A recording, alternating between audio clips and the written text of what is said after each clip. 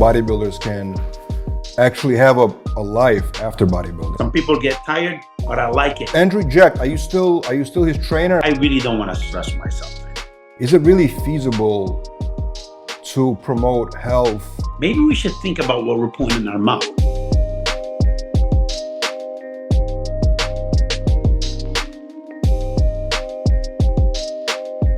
Do you like the fact that after Phil Heath, the title has been passed around to different athletes? Do you think that's better for the sport? It is actually different, so many different Mr. Olympias. Honestly, me and Phil, we became real close now. We're good friends and stuff.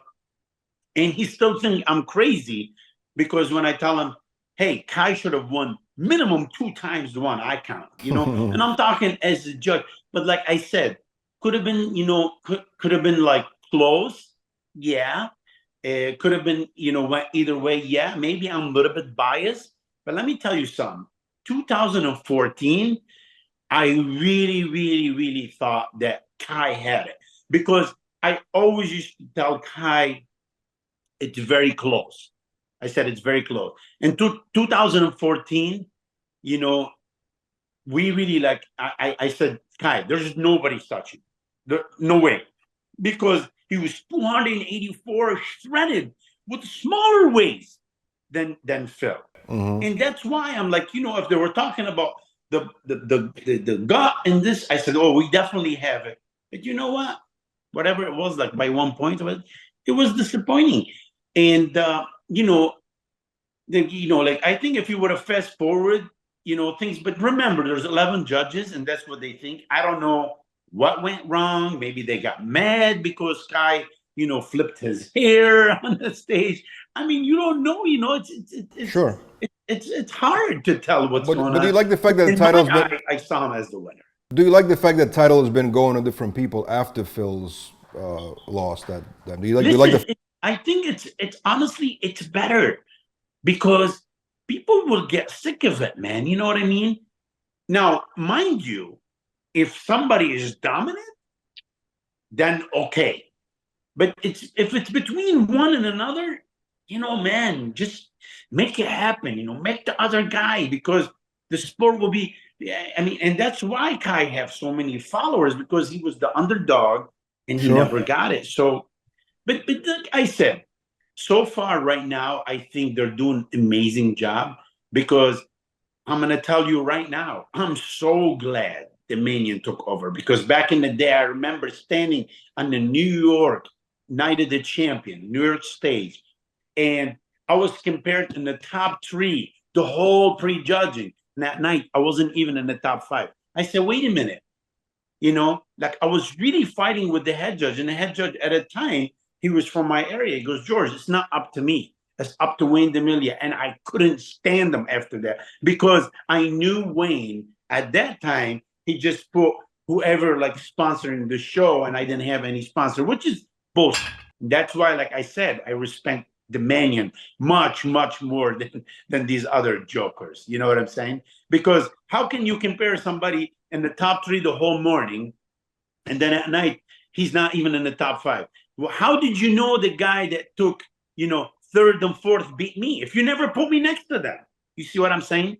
So that's why I'm saying right now, man, the judging's done perfect. It's done the way it's supposed to. They compare them. Some people get tired, but I like it because everybody get that look. And that's what I like about Big Steve. He just bring him around, put this guy next to this guy, because that's the real deal. That's how it's supposed to be. Sure. All right, George, tell me something honestly. Not that you're not honest already, but tell me something objectively speaking, okay? Big Ramy, objectively speaking, after seeing his last performances, do you think he should come back and continue competing against the top guys right now, or do you think he's accomplished so much already and it's time to potentially retire? What do you think? To be honest with you, Big Ramy, he wasn't at his best. Last Olympia, he was not at his best. As a matter of fact, I'm going to tell you an inside thing. His sponsor at the time came and talked to me. He said, where do you think Big Ramy is? I said, 5th. He said, what? I thought they put him on the site because he's crushing everybody. I said, what are you talking about? Are we watching the same show? I'm standing in front of the judges. I know what I'm looking at. I have the eye. I said, then Ramy got mad at me, you know, because I saw him during the venue. He said, why would you tell him? I said, Ramy, they asked me, I'm giving them my honest opinion. You know, you're my brother. I'm just telling you, you know, yeah, whatever. But you know, then he ended up fifth. So I was right. But what I like about Ramy, you know, we talked, me and him, and we put it behind because he know I'm like, I say it the way it was. You know what? You were right. I mean, that's why you took fifth. But you can't count Ramy out. It's not like he's a bad bodybuilder. But remember, you know, a lot of bodybuilders, they have great times and they come back and they're not the same. One of them is Phil Heath. You could have never imagined that Phil Heath will lose to, you know, to guys like what he lost to, you know. Sure. So you never know sometimes, man. So if he can put it together, he still have the body, he's still a freak, you know, he's a freak show. If he can put it together 100%, I think he's very dangerous. Do you think he wants to continue? You see, this is the thing. I think it's all sometimes in somebody's mind. And you know, honestly, he doesn't have anything to accomplish because, you know, if competing or not, this is my opinion, because he's already two-time Mr. Olympia. You know what I'm saying? That's Exactly. huge. That's Exactly. huge for somebody who came out of nowhere, you know. So I'm proud of him, and he's still the proud of the you know, the Arab people. You need to remember that, bro. He's good. Between him and Samir Benoud, they're the only two Arab that ever, you know, won the Olympia. So it's crazy. It is. Yeah. It is for sure. All right. So Andrew Jack, are you still his trainer, and what's happening? What's the strategy for Andrew Jack? No. Andrew was working with Chris Aceto. You know, me and Chris talked, and I told him he should work with him because, you know, I don't know if you remember, but at a time, I'm kind of like, you know, I'm focusing, man, because me and my wife, we had you know, made our practice for preventative medicine. And I really want to pay it forward, helping sick people, because, you know, I almost died.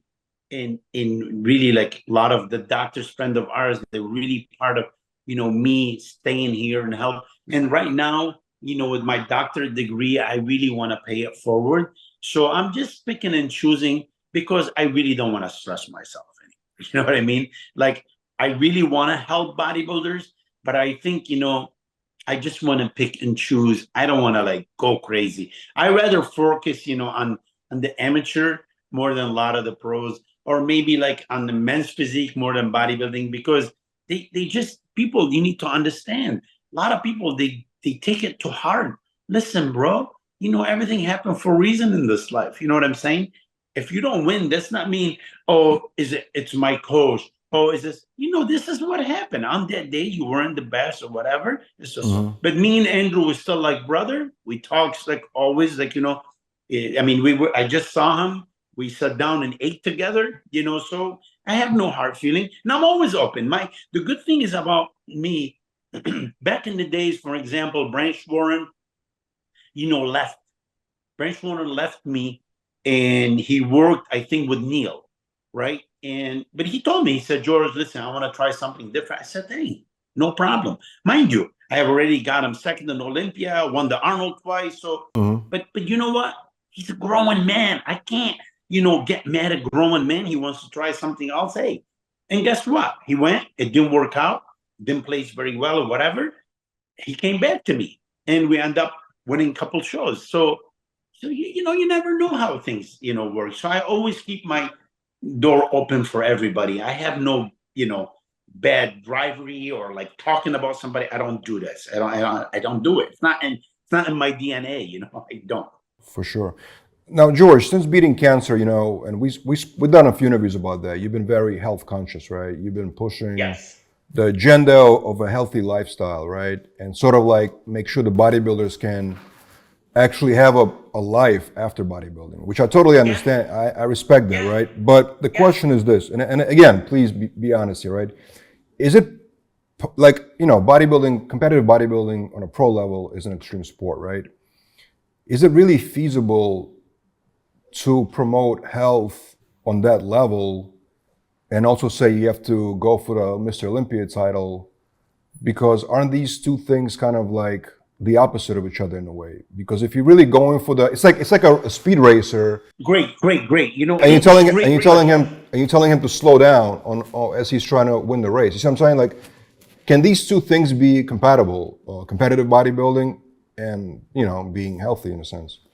Listen, all what I can tell you is look at the Guinness book. Mm-hmm. Who won the most professional shows ever? A guy named Dexter Jackson. Mm-hmm. And he's a grandfather, and he just sent me literally 2 weeks ago his blood work. Perfect. Sure. 53, 54 years old. Perfect. So back to your question, yes, it's possible. But you Mm-hmm. know what? What we forget as a bodybuilder, yes, we use the supplement, we use the gear, it could be, but you know what? If you use it the right way, and most importantly, use it with the right food, Mm-hmm. this is what makes, because now we know cancer and many diseases, like I said, you're not going to wake up, like there's nothing wrong with you and tomorrow you wake up, oh, you have cancer. No, dude, this took 10, 15 years to get that cancer. You know what I'm saying? Took you 10, 15 years to become diabetic. Took you 10. As a matter of fact, I'm going to tell you a real cool story about a macaque monkey. He's very close to human. So they, the pesticide they put, and they said it caused cancer. They Mm-hmm. kept putting it on the monkey and let him go live in his environment, eating the same food and everything, right? And nothing happened. Then they start injecting him with this stuff, but they let him go live in his environment. 10 years later, he still don't have cancer. But if we're a human, take that stuff, you know what I'm saying? And we're near it and stuff, why are we getting cancer? Maybe we should think about what we're putting in our mouth. So bodybuilders, again, I'm going to say, I said it before, bodybuilders, one of them is me. I used to have chicken and rice. I don't want the vegetable. I don't like the vegetable. Chicken and rice so I can get hungry, get big, this and that.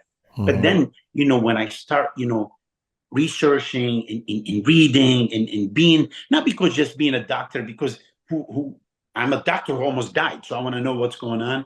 So now, like I said, you take the food, like let's say I took a piece of chicken and I put, a rice, right? I took it down, some olive oil, whatever, some seasoning. It goes down to your stomach. Your stomach release some acid. You start digesting it. It goes down to your small intestine, the jejunum, the duodenum. They absorb almost everything out of this because that's their job. Their job is to absorb all the sugar. Their job to absorb all the protein. You know what I'm saying, and all the fat. So now, what do you have left for the 100 trillion cell that they're waiting to feed? The one they're responsible for our immune system to keep us healthy, to keep us not getting sick. What did we have left? Nothing left. So guess what? As a result, these babies, these bacteria, the friendly bacteria, they need something to eat. So they start eating from mucosa. They start eating from your own lining, and that's where disease is starting. That's where things start leaking into us and having problem, the leaky gut, etc. But now what I do, since I get the cancer and I'm helping more bodybuilders, you can bet you're behind.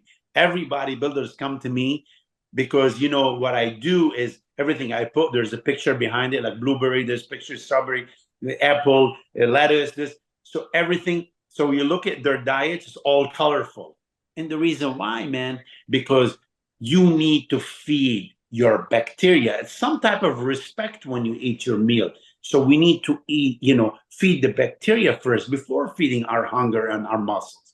And believe me, so far, knock on the wood, I travel and I do everything and go, and I haven't got sick. Why? Because my immune system is strong. So I suggest everybody start with their fiber. And the more polyphenol you get, the more your stuff. I mean, I was just talking to a friend of mine who she's a doctor. She's like a sister of mine. And she developed type 2 diabetes.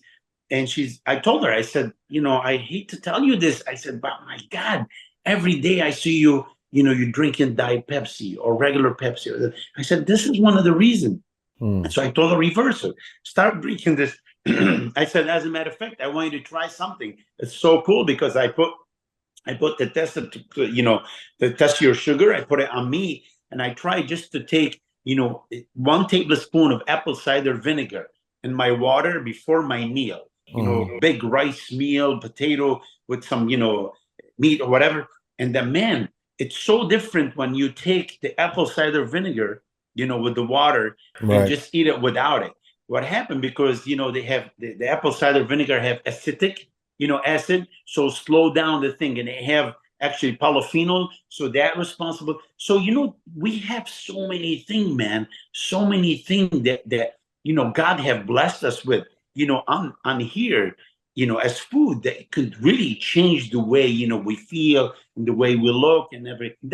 That's right now, it's my main focus, man. I mean, could you imagine? I was just looking a study. If you have 1 kiwi a day, you have a kiwi a day, it could actually protect your DNA by like almost 60%. It's crazy.